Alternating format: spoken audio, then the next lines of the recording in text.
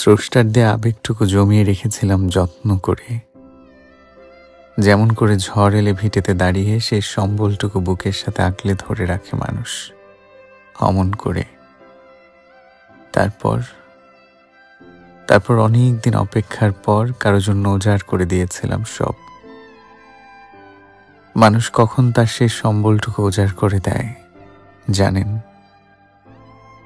যখন তার আর চাওয়ার কিছু থাকে না, যখন সে ধরিয়ে নেয় এটাই তার শেষ গন্তব্য, তার শেষ ঠিকানা, তার ভরসার জায়গা, মাথা গোজার ঠাঁই, এখানেই সে ফিরে আসবে বারবার।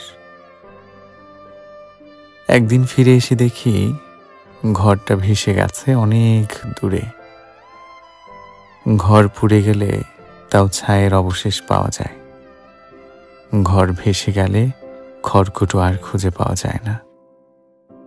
আমিও হাতড়ে খুঁজে পাইনি কিছুই, ফেল করে তাকিয়েছিলাম শুধু। আমি নিঃস্ব হয়ে গেলাম।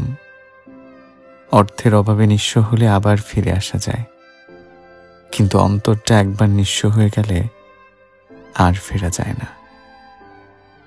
জীবন নাকি কারো জন্য থেমে থাকে না। সত্যিই তো, জীবন তো চলছেই নিয়ম করে। হয়তো একদিন আবারও বসন্ত আসবে, বিলীন হয়ে যাওয়া শূন্য বুকের ভেতর কেউ ঘর বানিয়ে থাকতে চাইবে।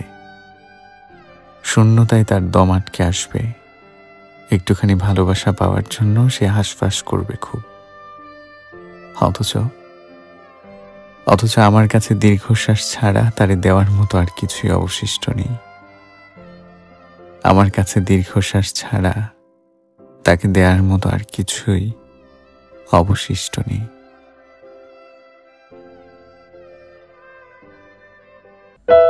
তুমি বলেছিলে রাতে তোমার ঘুম হয় না। আমি বুঝেছিলাম তুমি সময় চাইছো। তুমি বলেছিলে আকাশে কি মেঘ করেছে দেখো। আমি বুঝেছিলাম তোমার মন খারাপ। তুমি বলেছিলে চুলে তোমার জট বেঁধেছে। আমি বুঝেছিলাম তুমি স্পর্শ চাইছো। তুমি বলেছিলে আজ বিকেলে বারান্দায় থাকবে। আমি বুঝেছিলাম সাক্ষাৎ চাও। তুমি বলেছিলে অন্ধকারে আমার বড্ড ভয় হয়। আমি বুঝেছিলাম তোমার আমাকে জড়িয়ে ধরতে ইচ্ছে করছে। তুমি বলেছিলে সমুদ্রে যাবে।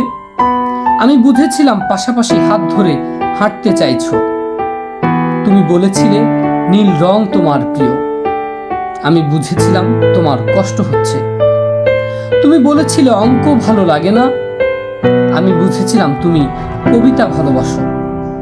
তুমি বলেছিলে আজ তাড়াতাড়ি ঘরে ফিরতে হবে। তুমি বলেছিলে এই হুটহাট দেখা করা, অসময়ে ফোন করা আর তোমার ভালো লাগছে না।